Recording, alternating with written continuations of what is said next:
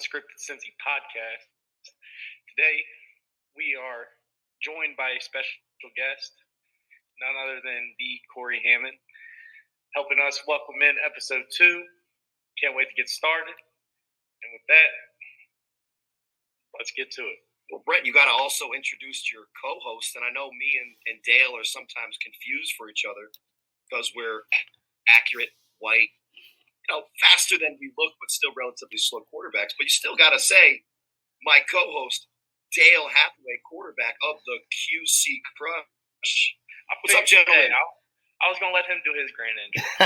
Well, I just did it, so. It's a pleasure to be sitting at the table with you guys over here, man. Appreciate it. It's a big table. It goes from New Jersey all the way to the Columbus, Cincy general area. So, we might need a couple of tanks of gas to go from one side to the other, but I'm glad to be on, and congratulations on the new show. Absolutely. Thank you so much, man. As we both know, we're getting hot into the frying pan with episode 2. We're still in season 1. We're just getting everything fresh and rolling for you. So as you already know, we are a sports cast that's bringing you A7FL news as well as semi-pro and amateur football from the Cincinnati area, as well as flag and our pride and true team, the QCRFC, Queen City Rugby Football Club. Go Frogs. We're all about it over here. And we also are talking about the youth programs as well, because at the end of the day, we're doing this all for the kids as well. But without further ado, I'd like for Brent and I to get in a little bit of a talk with Cory and his last couple of seasons within the A7FL. He's certainly been in the league much longer than he and I have. And I was hoping to just get a little bit of your insight of how they've been doing things out on the East Coast for the last, 5, 6, 7 seasons that you've been around, sir? Well, the A7FL officially is now in its 10th season. So we are X, and we're not talking about the old Twitter. But the A7FL as a league actually goes even further back, approximately 15, 16 years, when it was known before A7FL, when it rebranded, as what we call Town Beef. And you can go real deep into the YouTube rabbit hole if you really want to, and go back to some of those earlier days. But in my 10th season, in the league's 10th season, it's almost fitting that it's come full circle, because when the A7FL first started, we were strictly a New Jersey league. It was actually sometimes said to us when we would start to open up new divisions, like you guys have in Cincinnati and Columbus, and now Indiana, Indianapolis. Shout outs to the Octane, and we'll see what they can do year one. The Chaos set a pretty high bar. Not as high as, let's say, for instance, the Insomniacs, but we'll get to that later. Oh, here we go. But you invited me on. It's not. I'm ready for it. It's not going to be fully safe for kids. We might have to put a not suitable for children warning on this. But I'm rooting for it. In New Jersey, when we first started, it was town versus town, and that's why it's called Town Beef. Then it opened up because there was a lot of interest, and its own burgeoning division started in Baltimore. And, 10 years after that, we're in, like we said, Ohio. We're in Florida, Tampa, and Orlando. We're in Vegas. We're in LA. And people don't know some of the names involved in the A7FL. You guys may not know this because the California division isn't doing as well as some of the other divisions. It's still catching up. I blame the California mentality of style of football player, and we could just look at the Pac-12 or whatever they're going to call it now that all their teams are gone. The Pac-2. That kind of lackadaisical, lazy attitude. Nobody wants to touch each other. Everybody wants to play flag. It takes a certain level of toughness. No defense. Well, never defense, but full contact. Even then, wide receivers in Ohio and Vegas they're not going to get tackled, but they'll still run through. I'm not scared. But let's be honest, California calling you out, even though you're probably not listening yet. Just episode 2. They'll come back to it. But the guy who runs the California division now with Derek Duncan, who owns Ohio. David Meltzer. Do you guys know who his business partner is? I do not. No, If sir. you Google David Meltzer, his actual football life, his journey in sports is the basis of a movie you guys might have heard of. You guys ever seen the Tom Cruise vehicle, Jerry Maguire? Oh, absolutely. No. Show me the money. You've never seen Jerry Maguire? Or you just No, being dude, I don't sarcastic? even think I've heard of it. Show me the money? Really? I swear. Corey, I'm only 25, man. Rod Tidwell, Cuba Gooding Jr. as Rod Tidwell. Listen, when we get off this right now, you watch that. That is one of the quintessential sports movies, even though it's about agents. But anyway, for those who actually are cultured and aren't stuck in a room with a Kentucky jersey, see, you look like the guy who would have a Christian Leitner. Hey, if you just say Leitner, man, I'll probably puke a little bit. Let me tell you something right now. I would never in my life have something like that hanging up in this room. Fine, but the equivalent of who's 33 is that for Kentucky? Because there's been multiple. Cal Vulture. Yeah, so that's the equivalent of, it's you don't have the Anthony Davis or the John Wall or any of the cool ones since you're only 25. I'm not going to go back deep into the woods. You've never seen Jerry Maguire. The brow. You know who Tom Cruise is? Like a famous movie. You complete me. Show me the money. You've never heard somebody say, "Show me the money." I have heard that. It's incredible. Yeah, that's what it's from. Get cultured. Stop watching, reruns of your blowouts against Dale's team to feel better about yourself. Actually experience in real life. That's probably about right too. We know for sure you're not watching that bloodbath, watching the chaos get absolutely baptized into the A7FL by the real Sin City Insomniacs, but I digress. Well, with that being said, Corey, let me double down too, but it's like shit's sweet here in the division until you had to go outside. So it's like you look at the crush in the 2002 year. It was heist, win, Nightcrawlers at home, big win, heist again, win, and then we go down to Orlando on a really short notice flight and get completely massacred ourselves as well. It must be an Ohio thing. Like, you got to step up to the occasion, get a taste of it, let it be sour, and then hopefully make your way back soon enough. Well, let's put it into perspective. Vegas year one, they play BIC. The score was 55-19. 12 of those points were scored in the last 5 minutes of the fourth quarter when the third string was in. At halftime, it was a blowout. Guys were trying to pull off on the gas pedal. And then when the Vegas Force started talking trash, that's when you saw the Keshawn Campbell return, the viral one that hit 8 million on Instagram, where they show the guy's knee buckling because of the juke move. Damn! From Big Rob. Shout outs to Big Rob. Yeah, shout out to Big Rob, Sangria Bobby. So Vegas year one, when they played a Jersey team, absolutely, kicked in the face, right? I was going to say that, kicked in other parts of the body, but we're trying to keep it as suitable for children as possible. Or not too far ago, I guess it was the A team that went up and tried to bust the party up on the East Coast. They lose 77-7. The only touchdown they score, guys, is on a 3-on-1 in which Rashad Davis, you guys might have heard of him. Yeah, he's the team killer, Rashad Davis. He's out of the league, by the way. Now he's in Nashville playing flag. But he scored a touchdown. And the reason he scored a touchdown is because he got pantsed on the play. And let's be honest, when a dude's running around with his, everything out, guys aren't going to tackle somebody full go when they're already up by 40 points. And then when California came out here, they were talking all that smack, and they thought ish was sweet. And they played BIC, and they got 80-0. Yep. Yeah, you're exactly right. So for the Chaos to come in their inaugural year and do what they did, and it was really the first time they played. Ohio, when you guys played, you guys got beat by the Snow Tribe in the playoffs, and that was a relatively, that was a tighter game. Yeah, that was a heist. Yes, sir. That same year lost 80-0 to BIC. So, I mean, yeah, we took an L. I think it was 72-zip to the Nightcrawlers in our grudge match against them.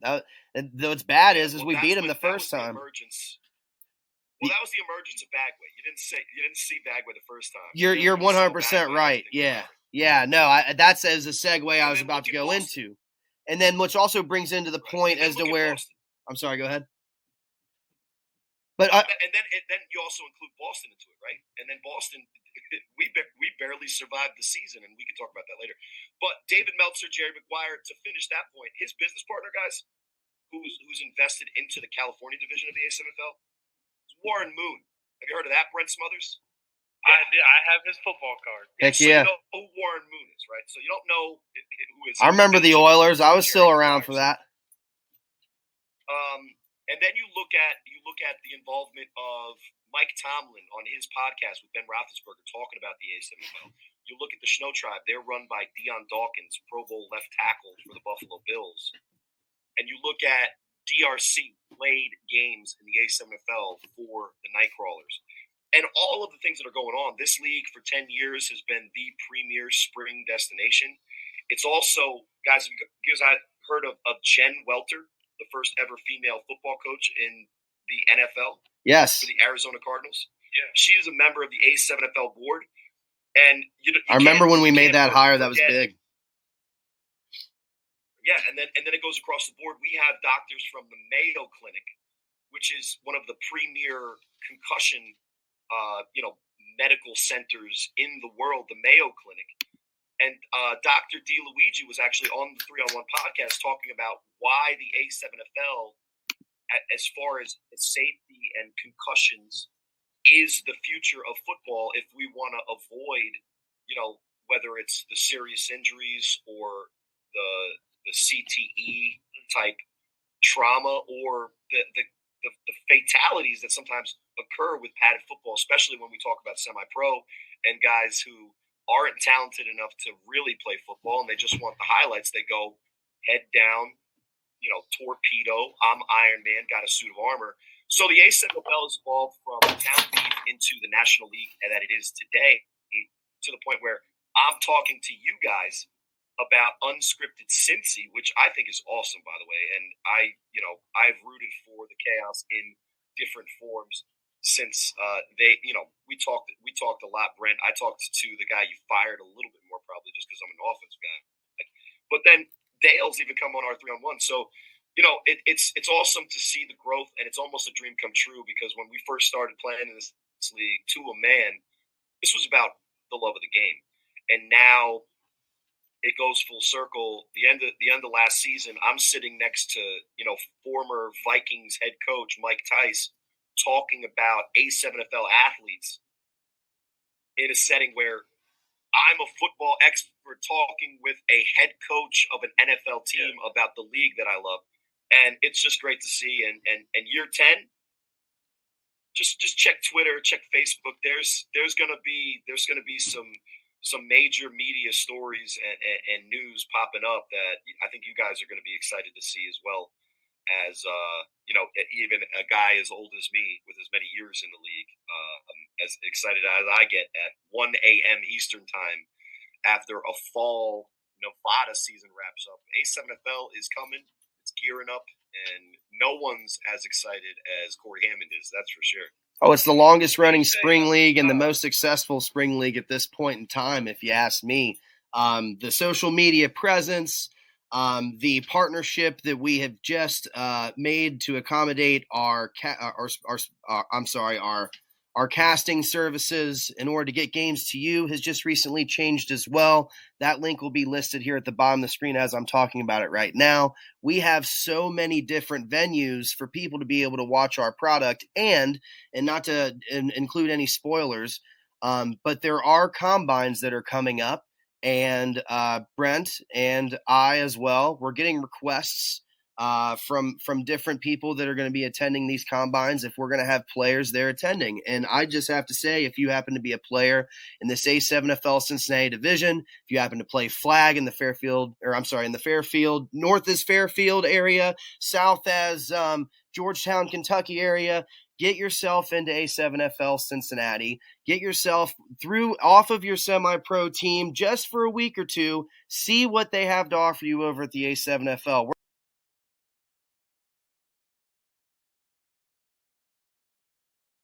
Even Drizzy Pope, the defensive player of the year, but not because you can't assign yourself awards based on your own investigation into the awards, Drizzy.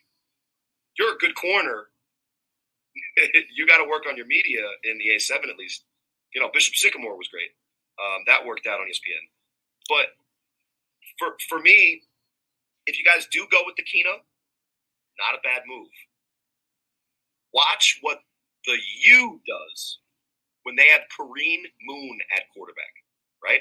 Now, Kareem Moon and Keno Thomas are not the same player.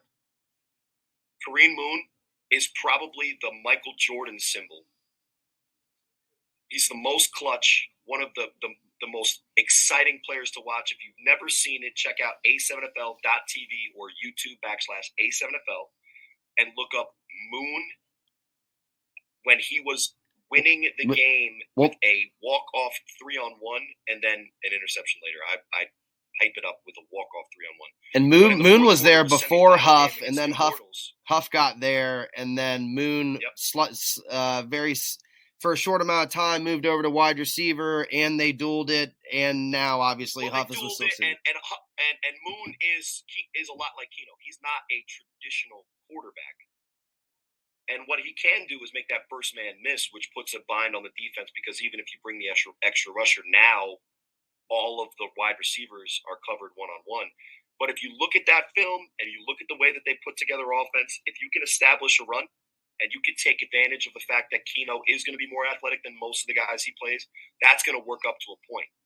But in Vegas during the championship, you guys, I don't know if you knew this, Keno flew out there, was working out, did the combine, 4.85 40. The guy chasing him, AJ McQuaig, 4.53. So there has to be a design to make up for the fact that when you get to that level, if the Chaos are that team, and somehow the octane don't come in with Andrew Luck is their quarterback because he's not doing anything. You never know. That's going to be what Kyle Hogan's job is to not only amplify what you guys have, which is a really good base. As far as success in year one for organizations, look, the Insomniacs year one, you know how many wins that they had as an organization? Mm-hmm. Really? Dale studies A7FL. Insomniacs were a garbage team of garbage players, and then that name was taken over by a mix of guys coming in and stealing that name away from established Vegas flag teams in the TMNT, and I don't think I can say what that stands for, but you guys... Yeah, I've heard of them. I don't know about Brent. You know who Leonardo, Raphael, Michelangelo, and Donatello are? Okay. And then the Nighthawks, those two Vegas legacy flag teams, they combined, created a super roster in the Insomniacs, and unfortunately, that's who you guys played at home in the Final Four. But for a first season, there's nothing to sneeze.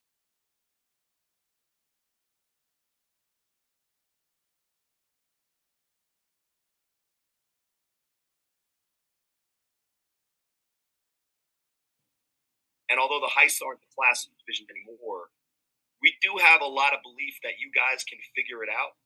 And let's be clear, not every team even ever wins a championship. So to get to the Final Four, to get a championship that quickly, as long as you guys have the right idea and you're not saying things as a coach, and you are 25, so you'll learn.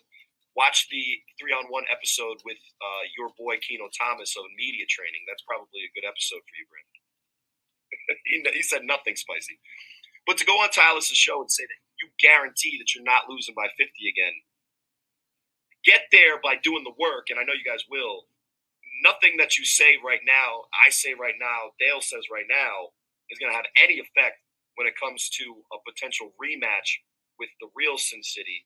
Because if you guys have to play the Insomniacs again, they keep telling me that they're just better. So that doesn't always mean that you're going to win in football if you're just better. But at this point, looking at the roster and looking at how many of their guys are now on the Vegas Lucky Sevens flag professional team, they might be better. So it's great to hear you guys have an offensive coach. It's great that you actually are putting your faith in the number one guy, because I think a lot of times confusing that quarterback position by thinking that changing the personnel just to some other guy is going to change it. But look at the U.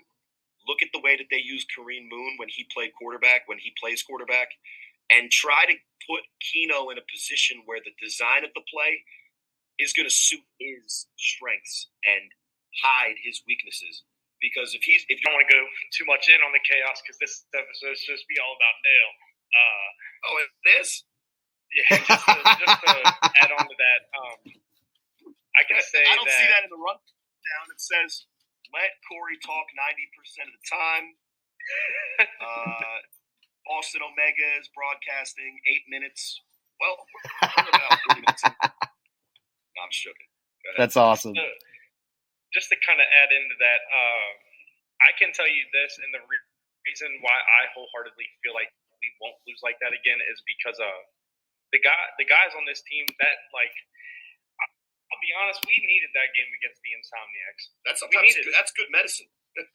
Yeah, no, seriously, we need straight pride hurting game to put us, a little level headed with what's going on around us. You know what I mean? Because when you're blowing teams out, no offense though, every single week, not playing full games, your head gets a little high, and you're like, okay, well, ain't shit stopping me, basically. And I can say that game hurt a lot of pride and a lot of guys on this team. And that's the thing too, and it's also it's also speaks as to the way that you rebound against it as well, because my team, we all thought that we were hot shit, and then we went down to Florida, we took a stomping, and then instead of, and I hate to say it about my guys, but instead of focusing on recruiting bigs and also trying to acquire more top level talent, maybe get a new coach brought in after Coach Steve Brogdon and as well as Scott Young left. Like going into season 2, I took over that squad with 30 days notice. We should have done a better job at recruiting, and that could have maybe helped a little bit with the coaching. Now, so with that being said, there's no excuses, but it then kind of turned into a snowball effect after the punch that was heard around the world that almost ended the division. Then going into game 2 where we let's just comb over that and pretend it didn't happen. Then we go into game 2, go up to Olentangy, got in a dogfight with a small roster, beat them, and then you're next on the list. And then that's as the clicking started to just roll at that point in time. Little known fact is actually by record, the Ohio champs year 1 was by record the QC Crush. Now, this is a behind the scenes. The higher ups at A7, Dale, I'm sorry, but they were so offended by the visuals of the beatdown that the Nightcrawlers gave you that they just didn't feel it right to give you guys another shot in New Jersey. So they just wanted to switch up the visuals, and they specifically scheduled against the Snow Tribe, a team that was kind of like on the fringe of the playoffs that could make for a more aesthetically pleasing game at times. And look no further than what's my guy who's the leader of the heist. I feel stupid forgetting his name. No, not the de facto guy that talks. Okay. You're thinking of the three-headed monster of Durrell, Seth, or Jaquan. Look no further than the college football team that won it all this year, the team up north, right? Oh, you guys are gonna hate that. Michigan was Ohio State's baby brother, constantly beat down, even when it was Harbaugh. Year after year, they had no chance. How many beatdowns did it take for Michigan to finally earn the right to wear the Jordan symbol on their jersey? And credits to them for doing that. But if you think that football starts with, I'm going to create a team and go out and I'm automatically going to win, we all know that that's not how it works. And now, credit the Insomniacs for kind of doing that. But a lot of those Insomniacs guys, the genesis of creating that super team with all of their friends from all the different flag teams was that group of guys from the Insomniacs. They lost a tight game in the fall when they were talking hella shit to the Pit Bosses, who they blew out in the regular season of last year's fall. And when it came down to money, hardware, and pride on the line in the championship, couldn't get it done. There were times when RTC was running through your defense, which was praised as being one of the top defenses statistically in the league, as a collection of little boys that are getting beat up by a grown man bully and had no business in the Final Four, period. And whether that's the truth, whether that's an exaggeration, it is what I'm saying, and it's probably good fuel to give to your guys. And the same goes for Dale, because I've seen some of the film from that scrimmage where you have guys running post and then turning it into a double move, and they're blaming you for the interception because you threw the ball in the middle field and my guy bailed out. Oh, that was my backup. Those guys. Oh, that was your backup. He's a new guy. Yeah, his name's Tyler. Tyler Pennington. It's tough because because we're both old and fat. Is that what you're trying to say? No, I saw it on quarterback, and then it pans out immediately. So I didn't know who it was, and I just assumed that the quarterback in QC Crush is going to be my guy. What did Matt Ryan name that episode? It's something in Spanish that says like you're the doppelganger of Cory Hammond, and I just thought that was funny. Don't follow my career trajectory because you'll have a 500 career win percentage, and you'll only have a couple of playoff wins under your belt. But guys, I unfortunately have to wrap up. I'll give you guys one more shot at me. I know I come throwing haymakers. I'll give you one more shot at me, but I do have to get off and get on to the 3-on-1 podcast and one more little drop. A7FL.tv, YouTube /A7FL, the season 3 premiere, January 12th. And if you think I get spicy when I'm talking to the Jaffos about the silly insomniacs and how they can't take any criticism, or you think that I'm giving the Chaos a little rub, a little rib and a run for their money, wait till you hear what I have to say about everyone. So it's going to be great. The 3-on-1 is back, and we're actually just flattered that there's so many more podcasts because we feel that your guys' origin story is kind of like based on whatever degree we're successful.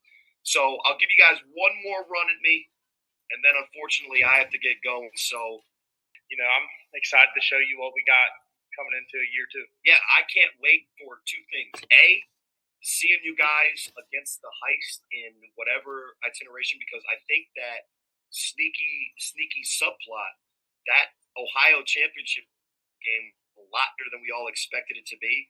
And there's nothing better for a team than a good push them, right? BIC and you have dominated this league as the 2 top teams, including when we expanded, because they had each other to continue to push themselves to get better and better and better. That's always better than just being the lone dog on top. And Dale, as always, I'm really looking forward to seeing you year 3. You had that little bit of a sophomore slump. I predicted you to be the best quarterback in the division. Now, maybe I was right if we say that Keno's a wide receiver. But if he's in year 2 at quarterback again, we can't say that anymore.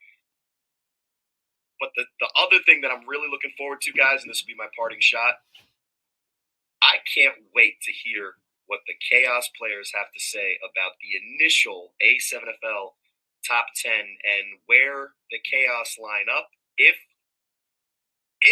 they even make it. Oh, wow. 10. Oh, what a big reveal. I'll add on to that. Listen, Go. in my opinion, we are a top 10 team. We finished 4th place out of the whole entire league. Tell me of these teams. I'm gonna give you 7 teams. Which one team of these the Chaos can beat? And I'll give you 7. So let's count them. It's Insomniacs, Sick With It, Force, Watchmen, BIC, you, Nightcrawlers, go. I think, I'll be honest, straight up, I think BIC and the U would. Well, I know you didn't mention BIC, but I think the U would. I did. I think they both would humble us a little bit. But I will say I do think we could beat the Insomniacs, and I do think we could beat the Force. And I'm not too sure. I got to study this Sick With It a little more. You're saying fuck Vegas then, right? Yeah. All right. Well, if you could beat them, you might get a chance because the way that it was set up last year may not be the way that it's set up this year. But you heard it from Brent Smothers. Can they beat the Insomniacs? Can they beat the Sick With It? Can they beat the Force? Smothers thinks the Chaos can, and I would be excited to see. Now, cross division games are always something that people are begging for with all their heart. We'll see if maybe the drive from Ohio to Jersey to see if you can play, for instance. So with that being said, I actually or a Snow Tribe or something. So I want to flirt an idea with you here, gentlemen, and it's something that I haven't brought up or written down exactly for the show yet. But I did a proposal with you, Brent, I believe in our coaches chat. It could be a 3 Ohio team versus 3 Baltimore/New Jersey teams. If I'm not mistaken, distance in between the DC area and Cincinnati area is about 8 hours. Well, guess what's right in the middle? Morgantown, West Virginia, baby. Go Mountaineers. Let's all meet up. Let's throw down. Let's find a high school in the middle, and let's try to get something happening. Get some good football. Yeah, let's try to get something happening. Also, it could be a developmental area for us to possibly slap a team in, and then that could be a midway point for all of us to play each other at one point in time. Well, I think as much as possible, the teams, the management, the fans want to see cross-division play. And if we could get a Chaos versus a Snow Tribe, or we can get a Heist versus the Renegades, or we can get a QC Crush versus a team like the Buzz, rest in peace to my Omegas, because I was talking a whole hell of trash, but unfortunately, we'll never get that game in the current itineration of the Olin Tangi Volcanoes and the Boston Omegas. Shout outs to the nameless guy that was going at me on Facebook, and I honestly forget your name, and I won't remember it until you prove to me otherwise that you're actually decent at football, which I doubt. And to Brent, he has 20 flag rings. I'm sorry, what? He has 20 flag rings. Okay, and do you know who wins the Special Olympics every year? I don't think you know the gold medalist for the Special Olympics. More than anything, as much shit as I talk, and the Insomniacs guys are calling me a troll, people say I'm like Skip Bayless, that hurts my feelings. As much trash as I talk, just remember, just like we say when we're coaching kids, if we're not talking about you, even if it's negative, we don't see the potential, and it's a waste of time. So if I'm trashing guys, if I'm poking the bear, and I'm jumping on those Facebook posts with Keno Thomas or Tev Redman or Drizzy Pope, and I'm talking my shit, it's because I see something and I want to push that into being something a little bit better. So the ultimate sign of respect for Cory Hammond is the troll. And check out Friday, January 12th, 3-on-1 podcast. More trolling to come. Guys, thank you so much for having me, and good luck with the show. And we will be back with you after this advertisement break.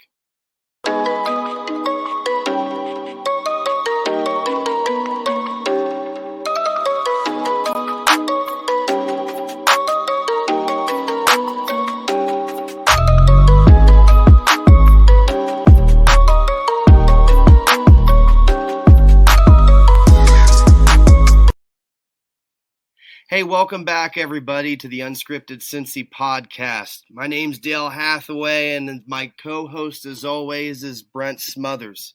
Today, we're being joined by one of my best buddies, Rashawn Byrd. He is the current associate head coach and offensive signal play caller for the QC Crush.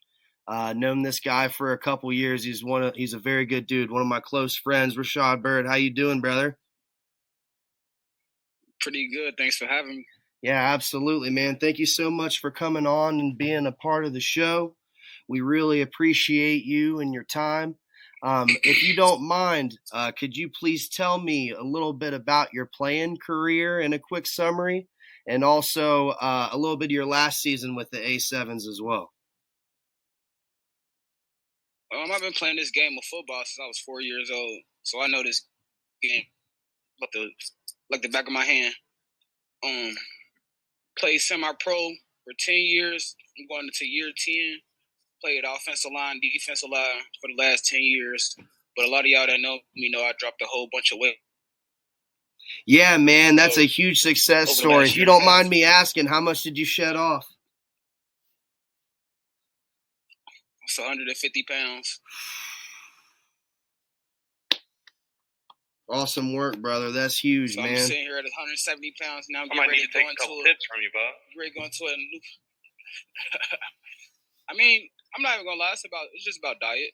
That's all it is. Eating at the right times. Not to interrupt Dale a little bit. So going. What are some of your expectations? As a coach going into year two. Like myself. What would you say your biggest expectation from your team as a whole is this year? When we say my team, I include myself with that as well. So it starts with the upper. So me personally, I feel like I need to work on getting my play calls in quicker. Making sure my guys understand what they're doing. As far as the guys, I got some young, hungry guys that's ready to work. They're aggressive. They fast. They strong. So it's just about putting it all together. That's all it is. 100%, and that's kind of one thing that I can relate with you on is putting them pieces together. It's not as easy as everyone thinks it is. You know what I mean? Especially when you know the talent you have, and you just there's times where you just don't see them put in in their best effort, and it's like you could be so great. Why the fuck aren't you fucking doing this, man? Like, come on. Especially with some of the younger guys, like really on all teams, it ranges, 18 right out of high school to, 34 years old. It ranges. And, getting everybody to kind of piece together and, become one unit, get along and, fight for a championship. It's not an easy thing to do, especially with grown ass men. Everybody definitely has their own thing going on. There are different things of family life going on at home. It's definitely a lot easier, especially being compensated or being a college athlete perhaps, and being in so close of proximity to everything around you as to being an athlete. You really have to make time for yourself. A lot of people make sacrifices within their family life, their work life, their social life, to be able to put these things on. And especially like, because we are all gentlemen in our 30s as well. Well, Brent, you are younger, but you had a career-ending injury. This is more of we're doing this for the next generation. This is not necessarily us building our legacy anymore. We're doing this for the next group. Like, I go out there to practice every day hoping that someone comes out and gives me a run for my money. It just makes the team better, and so on and so forth, and other different aspects of the game and everything like that. Every so often, smart ball players and or smart decisions from your organization, it can cripple you if you don't make those smart decisions early enough. 100%. I agree 100%. And I guess that kind of falls into my next question. What would you say with bringing on these young guys? What would you say their kind of whole mentality with this league is? Knowing that it's not padded football, and a lot of these guys, open up a can of worms they can't close. And would you say that the mentality of these young guys is hungrier than the guys who would be considered,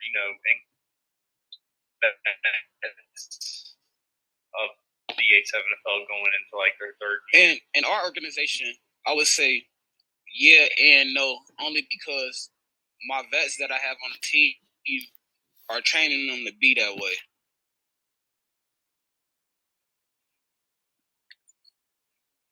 I got you. 1,000%. I feel that a little bit. Even though it's going into year two, I can kind of see some of these returning players kind of taking some of these newer guys we have on their team under their wing and trying to show them the way. And it's a beautiful thing, I think, because passing on. Granted, I'm still young. My football career unfortunately ended, and not only for me is it more of like I'm trying to build a name for myself, but I'm also trying to do it for these guys who not to knock the semi-pro, but been playing semi-pro the past 5 years. They're still young and they don't have that platform to put them on the next level or up a level above semi-pro, and that's kind of what I'm trying to build, not only for over at the Chaos, but for the division as a whole. So, the more eyes we get, more people we get, the better it is, not only for us, but for the players. And it's right here within this podcast right here. Like, we're not doing this podcast so we can go be an NFL coach somewhere. We're not doing this podcast so I can, like, go to the combine out in Indy. Like, no, that is designated for players under a certain age and that actually have talent requirements and also have the abilities that they could actually put themselves into a CFL, an XFL, maybe a payday 7FL contract. We all know our boy Derek Duncan out in Vegas and how much money that he's pushing around out there.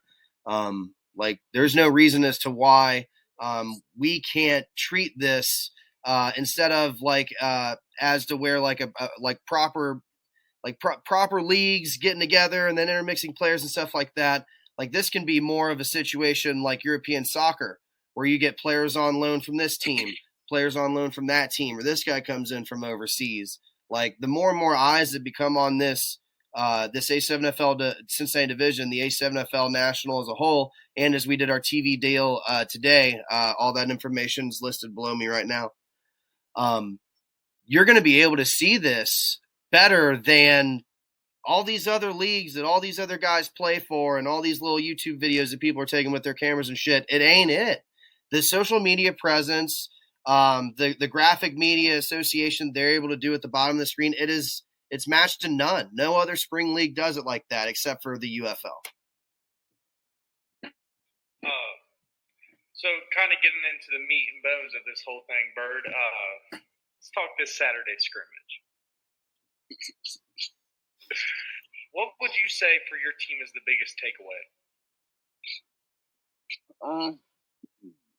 Okay, I just got on their ass in the Zoom meeting. I went all the way down the line. From offensive line to quarterbacks to linebackers to defensive backs. Everybody got it. Everybody is held accountable for Saturday. I seen some good things, but I seen more bad things than I seen good things. But like I said, I gotta hold guys accountable. If I'm not holding them accountable and having them out there do their jobs and finishing routes and catching balls, offensive line blocking and holding their blocks so my backs can get some yards.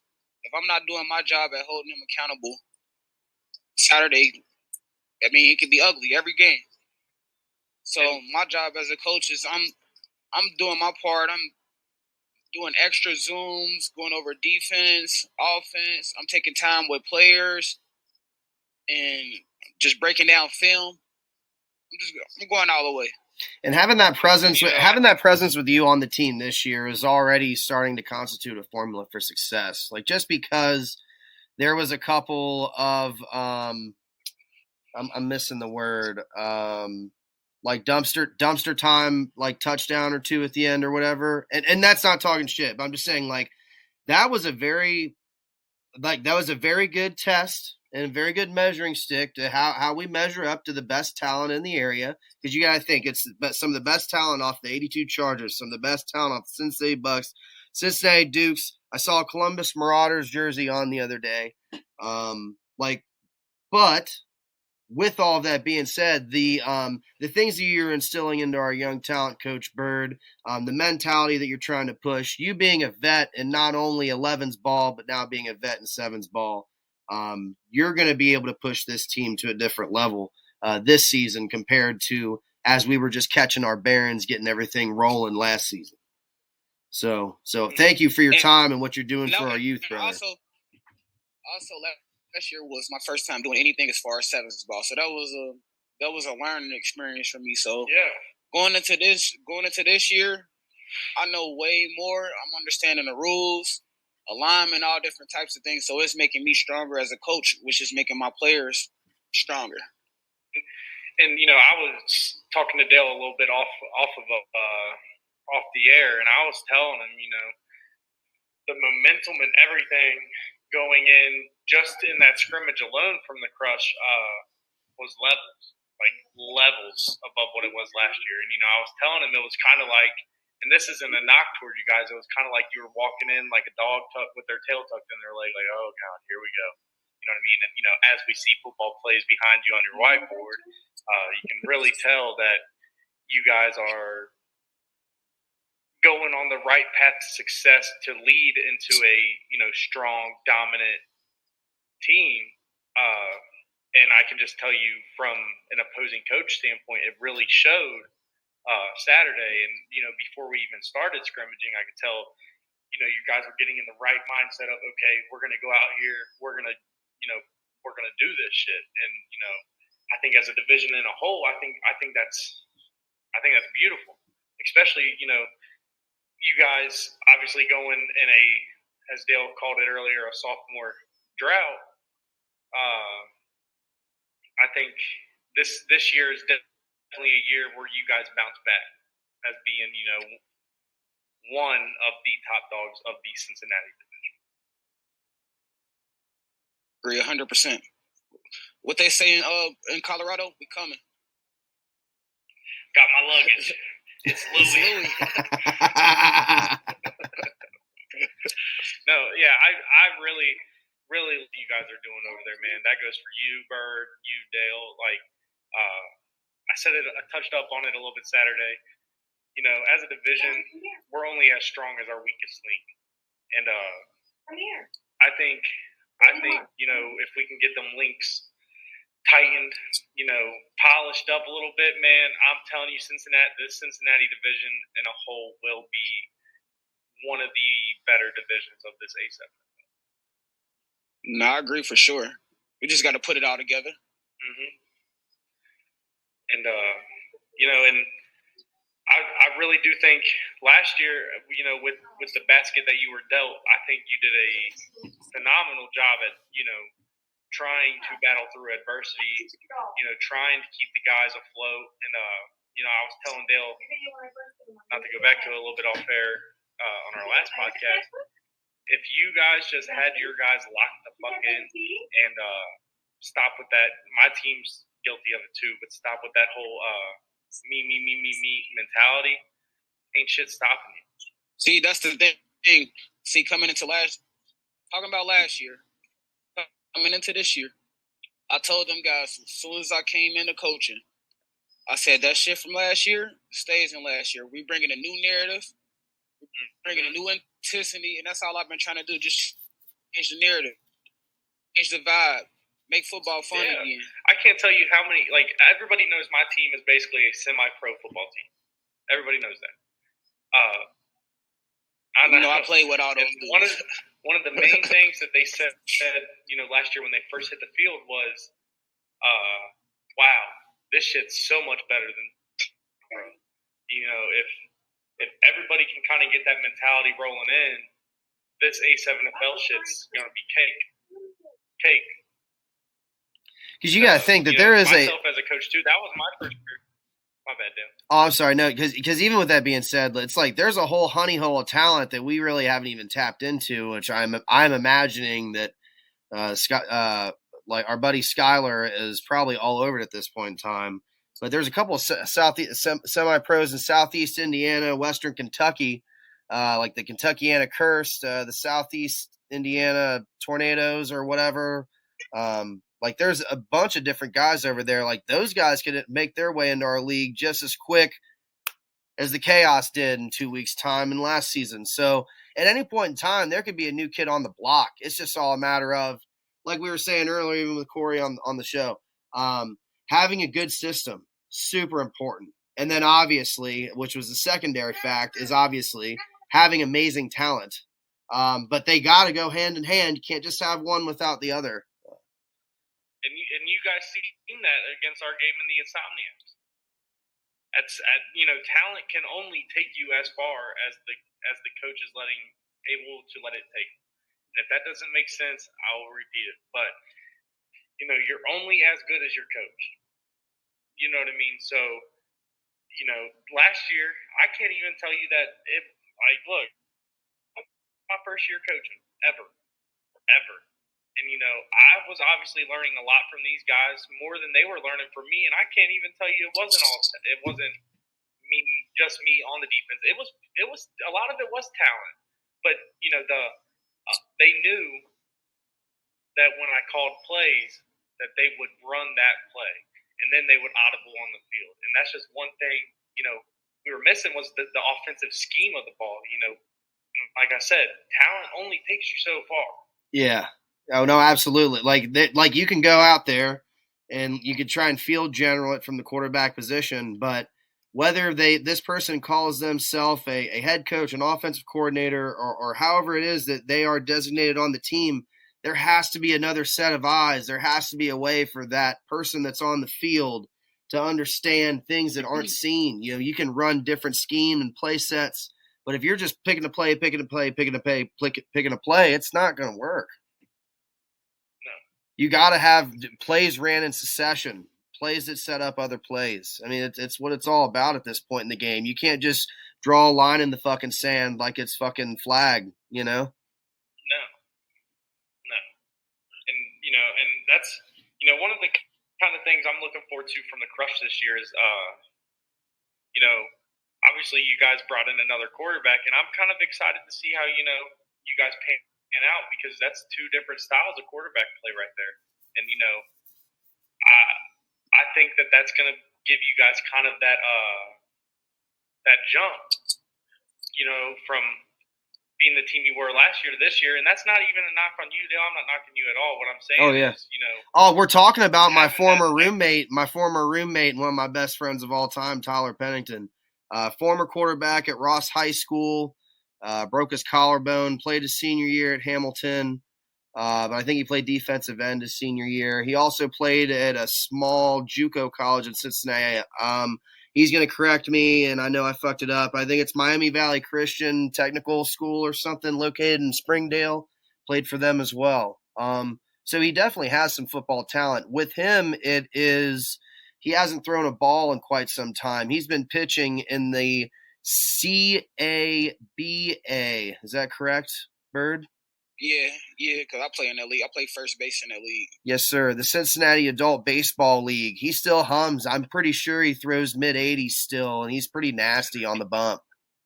Yeah, he funky for sure. So, but and I think that having that two-way system for you guys will be, something, like I said, that elevates you guys to where not only you guys want to be, but us as a division want you to be.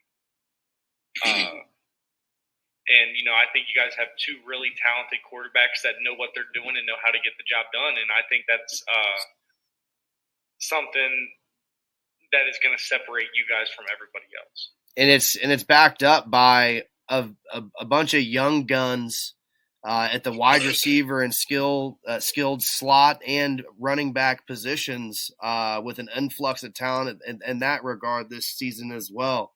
But at the end of the day, what we need to do as a program is focus on the guys that are showing up to practice, the guys that are buying in, and then obviously actively recruiting bigs, because there's no team in this league that can't have enough bigs, no matter how good you are. So, my bad, Byrd. I was just about to say I played offensive line majority of my career, so play start was the offensive line, flat out. The trenches is the most important part of the field, in my opinion. Most important positions on the field is the offensive line. But as for, I guess, individual player shout-outs, a couple of different guys that I believe performed very well on the chaos side of the ball was obviously Keno Thomas. Very, very shifty at the quarterback position. A lot of people would say, and even Cory kind of put that tidbit in my ear earlier, as to where, going into last season, I thought that Dale was possibly going to be the best quarterback in the division, and then Keno Thomas came around. Well, let's maybe do a quick look back at the 2001 NFL draft. In the 2001 NFL draft is probably one of the best regarded drafts in NFL history. Multiple Hall of Fame players and enormous amounts of talent. Well, guess who went number one in that draft? No other than Michael Vick. And I think that his resume completely stands for itself. The way that he played the quarterback position was absolutely revolutionary to the game, and having Madden 2001 through 2005 and playing with the Atlanta Falcons was legitimately fucking unfair. Now, and honestly, it'd be like fucking controller tantrum time if you're on the losing end of it, because you just couldn't stop. But In the beginning of the second round, another quarterback that I'm often compared to on the team or when my dudes are trying to hype me or whatever is Drew Brees. He was also a draft pick of that 2001 draft. Now, am I saying that my skill set and talent is anywhere near his? Absolutely fucking not. But if you look at the similar style of play in the big arm, I do believe some days I look like Drew Brees and some days I look like Jay Cutler. But with all that being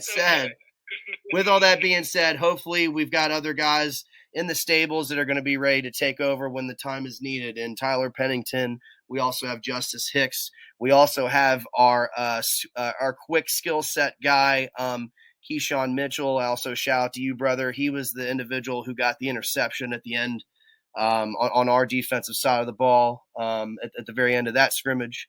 But as for talking about some guys on your side of the ball, I would like Byrd, because he was doing all the scouting and reporting and taking of notes. Who do you think a couple of guys on the Chaos side of the ball performed above standards on the other day? The big fella that was catching the passes in the back.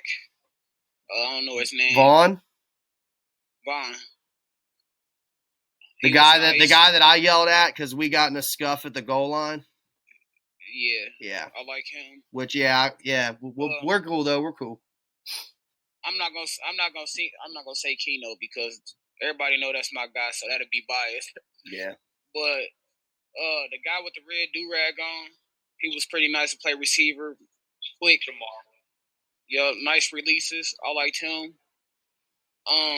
The big tight end that came from Columbus, I like him too.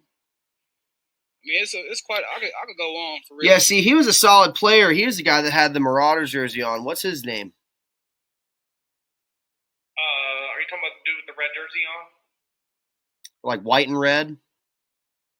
Yeah, so that's Jeremy McNabb. He that was actually him coming and trying out for the team. We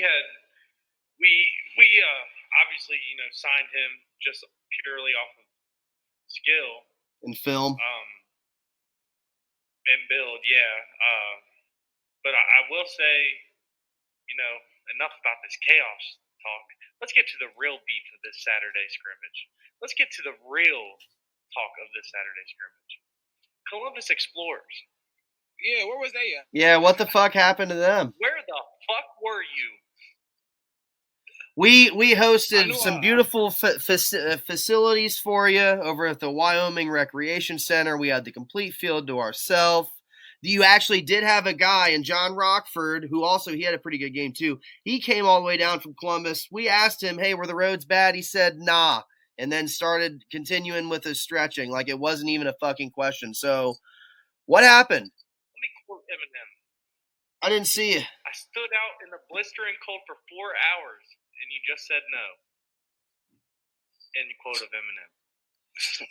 If you guys ever waste my time like that again, I'm going to have to run up 90 on you.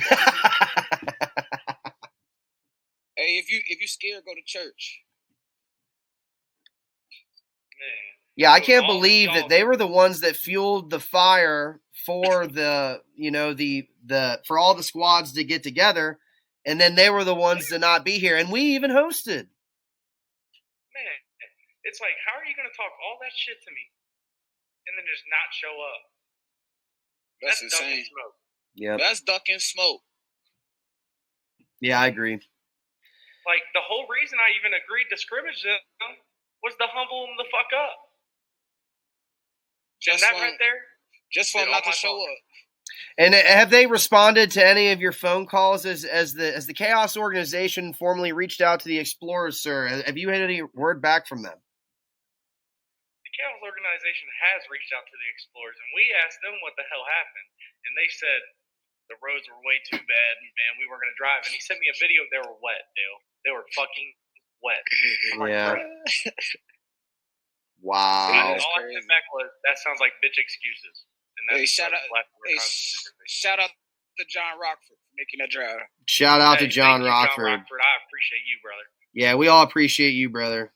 Fuck all the rest of them up there from C-Town. C-Bus, you get 2 thumbs down.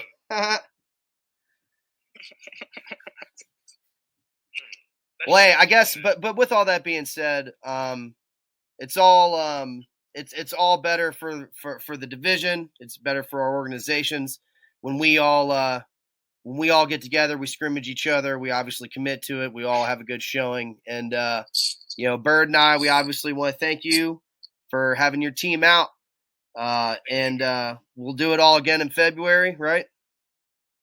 Yeah, sounds good. Just depends on if the Heights are going to keep ducking smoke. Yeah, that's a shot. Oh, shit. Yeah, I haven't seen the Green Gang really say much. I don't think that they have a lot of players registered either. Okay, they're no longer the Booger Gang. They're the Teal Gang. I love how they got to change their logo, but I didn't. Like, they wouldn't let me do it. We'll get to that on another episode. That'll be another episode. Maybe when our editing gets a little bit better, we'll compare them. We'll do a top 10 logos in the league. Like a poll. Like, which one do you like? Well, with all that being said, man, I really appreciate getting you gentlemen together for the round table to be able to talk about the scrimmage, to be able to talk about Coach Byrd, his playing and coaching career. And, just to bring it back home, man, we were asked to do the show. We were asked to do this show for you, for all the people in Cincinnati that are without a sportscast. We inspired 5 other fucking shows to start. So come right here. This is where it fucking started. Okay? Stay tuned. We'll see you guys all soon. Don't be dumb and doomed. Watch Unscripted Cincy.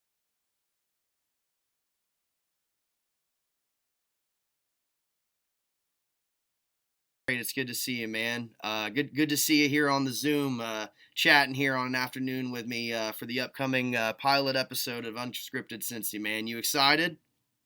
Yes, sir, man. I'm ready. I'm excited for the season. I'm excited about this. I'm happy. I'm happy, man. That's great, man. I'm glad to hear that. Well, just to kind of give everybody a quick recap of yourself. So if you don't mind, go through a little bit of your high school playing career, and then most recently your career that's happening right now in the CDFL, and then we'll talk a little bit more about the Crush here in a moment. But let me know a little bit more about Keshawn, the football player, man. All right. So my freshman year, I was at Riverview East Academy, and I played both ways of the I was offense and defense. Ended up playing wide receiver, and then they ended up putting me at DB. I ended up playing corner. And DB, corner wasn't never my strong suit, so I was more offensive guy anyway. So caught the ball, I'm saying this, got some yardage. It was fun, fun freshman season. And when I played defense, just more of a tackler. It wasn't really throwing that much in the season anyway. It was a lot of people running the ball. You started as a freshman at Riverview as well. Yes, on varsity, and that was a big step for me because I played Little League before that, so I really didn't have any middle school experience, none of that. Just from Little League to straight to varsity. That was man, that's big crazy jump for somebody for someone my size, and it was hard, but I overcame it. Overcame strategy, went to practice every day, working out, just having a coach who really believed in me and gave me that shot, and he loved me to death. Absolutely. You definitely seem like a really responsible young dude, man. Like you definitely act a little bit older than you are, man. So how old are you now? 19. 19 years old, man. Gosh, you got such a bright career ahead of you. Well, if I do my job correctly, then hopefully within the next 2 seasons we get you some overseas offers, man. Hopefully you'll be able to get to go tour the world someday. Or we'll get you on loan with one of the rugby squads, and you'll be able to do it that way too. Yeah, that'd be so exciting, man. I would love to see that. That's great, man. I'm really glad to hear that. That all starts with myself. Me putting in all the work that I can, and just being responsible, and just meeting people, and yeah, that's pretty much how that starts.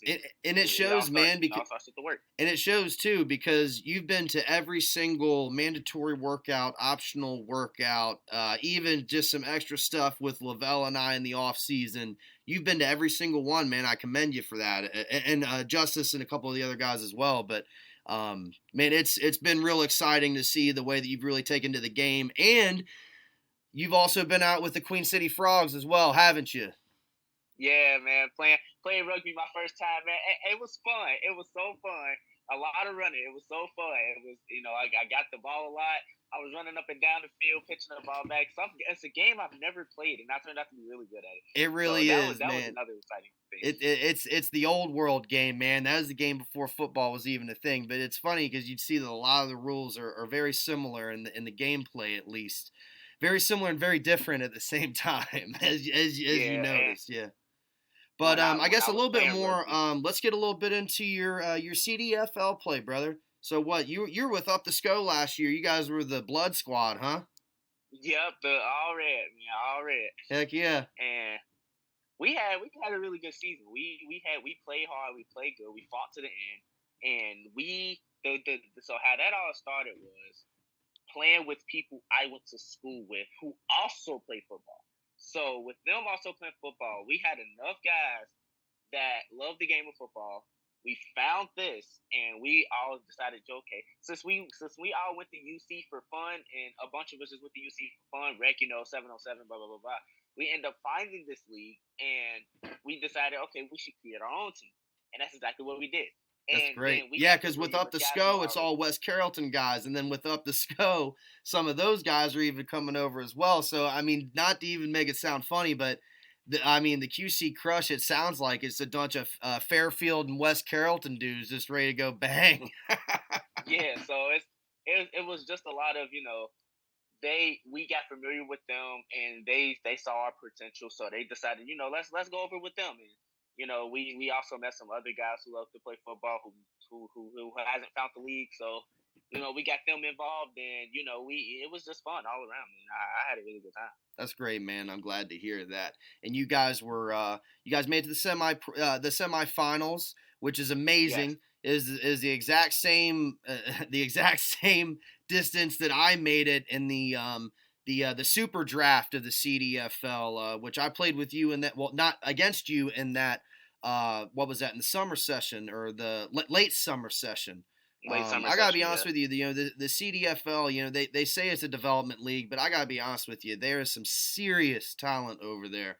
There's two predominant flag leagues here in Southwest Cincinnati, Ohio. So you got Southwest Ohio football, or Southwest Ohio flag football, which is a part of the UFFA organization, and then you also have the CDFL, which is the league that you came from, a league that a lot of the heist guys came from.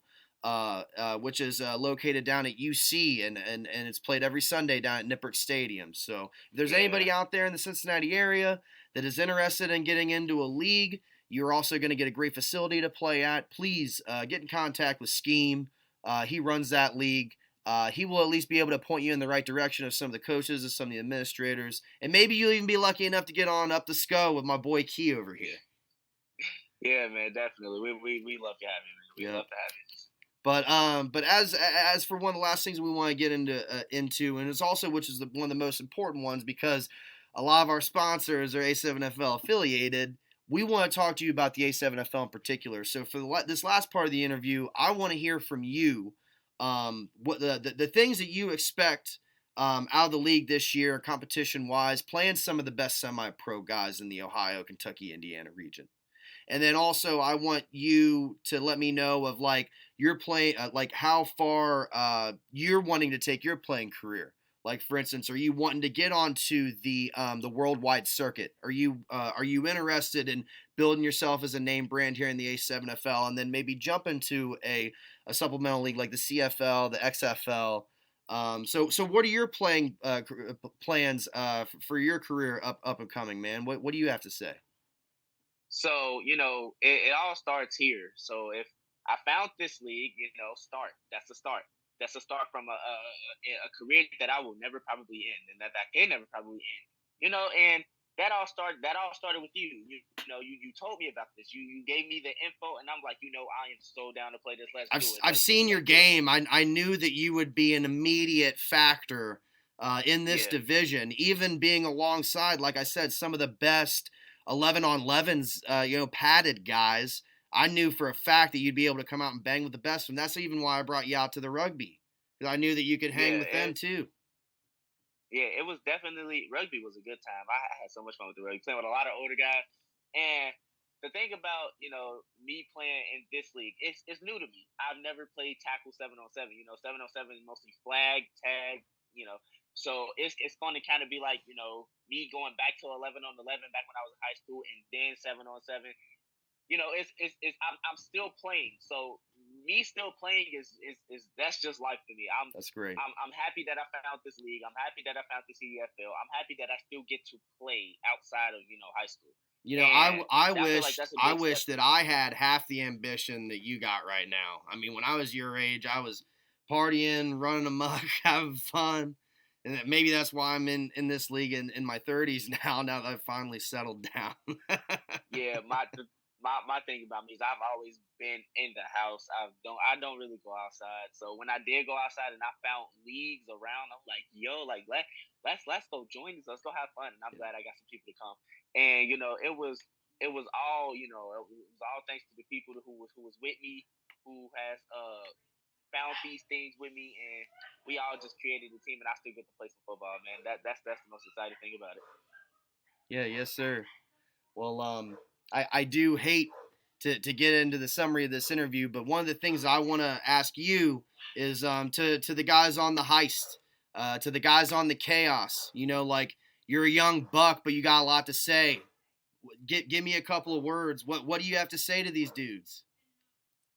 We're coming, and we're coming strong. Yes, sir. So, yes, sir. Just be ready for what's to expect, because we're coming. That's great, man. And I'm so glad to hear that. The way we talk amongst each other, and as much confidence, and how we're gonna play, and the plays we got, I'm really excited for what we're about to do in this league, and I think we're gonna go really far. That's great, man. That's great. Well, I'm glad to hear that. Well, Keshawn, I really appreciate your time today, brother. Thank you so much for getting on the line with me and helping us introduce the Unscripted Cincy podcast and that pilot episode, man. Couldn't have think of a better dude to get in on the first broadcast. Oh man, thank you, man. I appreciate it. Yep. Well, you have a great rest of your evening, man. Be safe out there.